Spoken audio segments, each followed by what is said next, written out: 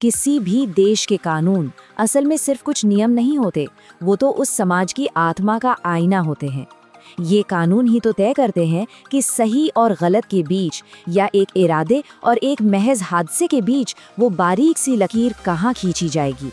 तो चलिए इसी बात को समझने के लिए एक बहुत ही बेसिक लेकिन साथ ही बहुत गहरे सवाल से शुरुआत करते हैं।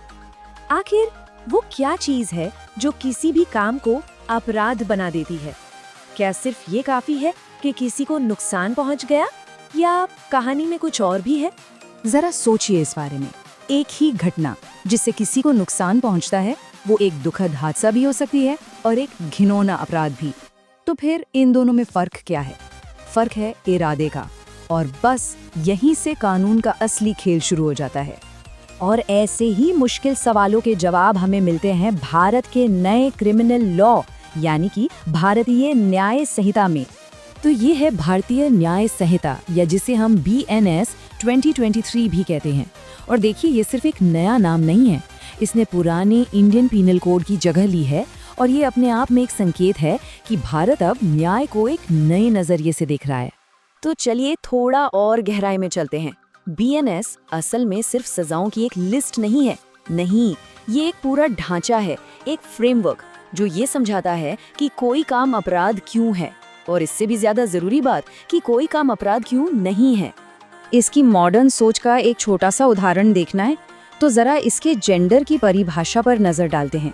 BNS का सेक्शन 210 बहुत साफ साफ कहता है कि इसमें पुरुष, महिला और ट्रांसजेंडर सभी व्यक्ति शामिल हैं। अब ये कानून की भाषा में इंक्लूसिविटी की तरफ एक बहुत बड़ा कदम है। लेकिन BNS का जो असली सार है ना, वो इस बात में छिपा है कि ये किसे अपराध नहीं मानता, और यहीं से हम जनरल एक्सेप्शंस यानी सामान्य अपवादों की बड़ी दिलचस्प दुनिया में दाखिल होते हैं। तो सबसे पहले और सबसे कॉमन एक्सेप्शन से शुरू करते हैं। वो काम जो अनजाने में हो जाए, मतलब एक एक्सीडेंट की वजह से। BNS का सेक्शन 18 सीधा इसी पॉइंट पर आता है।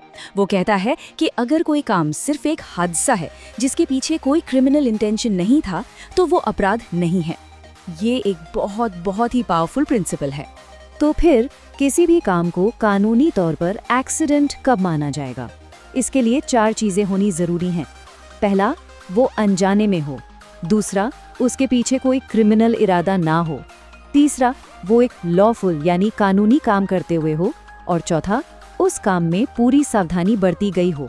ये उदाहरण इस फर्क को बिल्कुल साफ कर देते हैं। एक तरफ है वो केस जहाँ कोई कुल्हाड़ी से काम कर रहा है और उसका ब्लेड उड़कर किसी को लग जाता है। अगर उसने पूरी सावधानी बरती थी तो ये एक माफ करने लायक हादसा है। लेकिन दूसरी तरफ कोई बंदूक उठाकर ये जाने बिना कि वो लोडेड है या नहीं किसी की तरफ तान दे और ट्रिगर दबा दे, तो ये लापरवाही है, हादसा नहीं। सारा का सारा खेल उचित सावधानी का है। अच्छा, अब एक और दिलचस्प सिनेरियो पर आते हैं।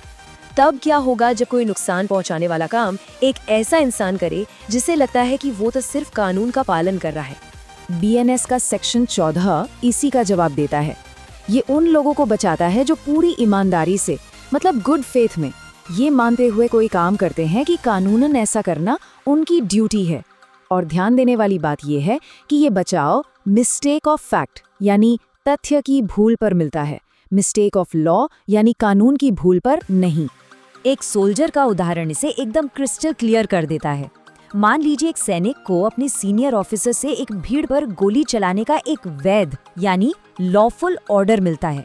अगर वो सैनिक ईमानदारी से उस ऑर्डर को फॉलो करता है तो उसने कोई अपराध नहीं किया। क्यों? क्योंकि वो अपनी कानूनी ड्यूटी निभा रहा था। अब यहाँ एक बहुत जरूरी फर्क समझना होगा। कानून मिस्टेक ऑफ फैक्ट को तो माफ कर सकता है, जैसे किसी इंसान को पहचानने में गलती हो जाना, लेकिन मिस्टेक ऑफ लॉ को नहीं। मतलब ये कहना कि अरे मुझे तो कानून पता ही नहीं था, ये कोई बहाना नहीं माना जाता। चलिए एक और केस देखते हैं। एक कोर्ट ऑफिसर को ऑर्डर मिलता है कि वाई नाम के एक आदमी को अरेस्ट करो। अब वो ऑफिसर पूरी जांच पड़ताल करता है और ईमानदारी से ये मान लेता है कि जेड नाम का आदमी ही वाई है और उसे गिरफ्तार कर लेता है। अब यहाँ क्या हुआ? ये एक ईमानदार मिस्टेक ऑफ फैक्ट थी, इसलिए उस ऑफिसर ने कोई अपराध नहीं किया। और मजे की बात ये है कि ये जो सिद्धांत है ना, ये कोई बिल्कुल नया नहीं है। बीएनएस का सेक्शन 14 पुराने आईपीसी के सेक्शन 76 जैसा ही है। इससे पता चलता है कि कानून के कुछ सिद्धांत इतने मजबूत होते हैं कि वो समय की कसौटी पर हमेशा खरे उतरते हैं। अब एक आखिरी सिचुएशन पर नजर डालते हैं जो बीएनएस के फेयरनेस यानी निष्पक्षता के सिद्धांत को दिखाती है, खासकर सजा सुनाते वक्त। सोचिए, ये एक कानूनी पहेली जैसा है। मान लीजिए ये तो साफ है कि किसी ने कुछ गलत किया है, लेकिन ये साबित नहीं हो पा रहा कि उसने असल में अपराध ए किया है या अपराध बी। जब ऐसी अनिश्चितता हो तब कानून क्या करेगा? इसका जवाब मिलता है बीएनएस के सेक्शन 10 में, जो एक बहुत ही साफ और निष्पक्ष रास्ता दिखाता है। ये कहता है कि अगर कोर्ट को इस बात पर शक है कि वो इंसान कई अपराधों में से असल में किस एक का दोषी है, तो उसे उस अपराध की सजा मिलेगी जिसमें सबसे कम पनिशमेंट है। एक तरह से इसे उदारता का नियम कह सकते हैं। तो इन सारे अपवादों और नियमों को जब हम एक साथ रखकर देखते हैं तो बीएनएस की जो कोर फिलॉसफी है उसके बारे में क्या समझ आता है? एक बात तो बिल्कुल साफ है, बीएनएस सिर्फ पत्थर की लकीर नहीं है। इसे इंसानी बर्ताव की जो पेचीदगियां हैं उन्हें समझने के लिए बनाया गया है। ये एक्सीडेंट, ड्यूटी और शक जैसी चीज़ों को भी ध्यान में रखता है। तो फिर इस पूरी चर्चा से 3 बड़ी बातें क्या निकल कर आती हैं? पहली, कि किसी भी अपराध के लिए सिर्फ एक गलत काम होना काफी नहीं, उसके पीछे एक गलत इरादा यानी मेंस रिया होना भी जरूरी है। दूसरी, कानून उन लोगों को बचाता है जो ईमानदारी से अपना कर्तव्य निभा रहे हैं।